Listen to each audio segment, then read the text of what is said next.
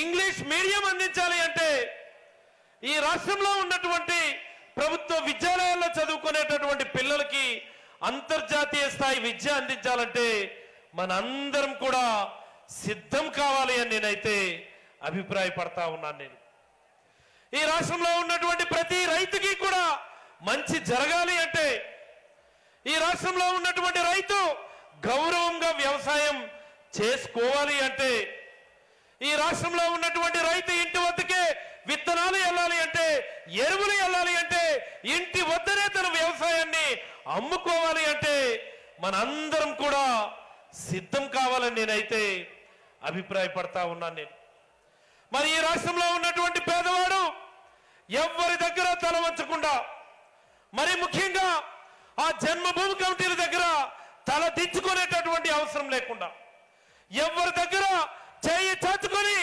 చేయి కట్టుకొని నిలబడే అవసరం లేకుండా నేరుగా వాళ్ళ ఇంటికే ఒక సంక్షేమ పథకం వెళ్ళాలి అంటే మన అందరం కూడా సిద్ధం కావాలా? మరి ఈ రాష్ట్రంలో ఉన్నటువంటి లక్షలాది కోట్లాది మంది మహిళలకి మంచి జరగాలి అంటే, ఈ రాష్ట్రంలో ఉన్నటువంటి కోట్లాది మహిళలకి ఆర్థిక స్వావలంబన సిద్ధించాలి అంటే మనందరం కూడా సిద్ధం కావాలా? దానికోసమే ఈరోజు ఈ సభ.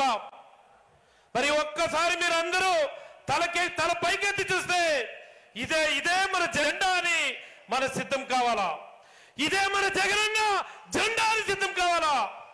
ప్రతి సైనికుడు కూడా, ప్రతి వైఎస్ఆర్ కుటుంబ సభ్యుడు కూడా, ప్రతి జగనన్న శ్రేయోభిలాష్ కూడా సైన్యమై కదలాలి, మనం సమరమై కదలాలి, మనం సిద్ధ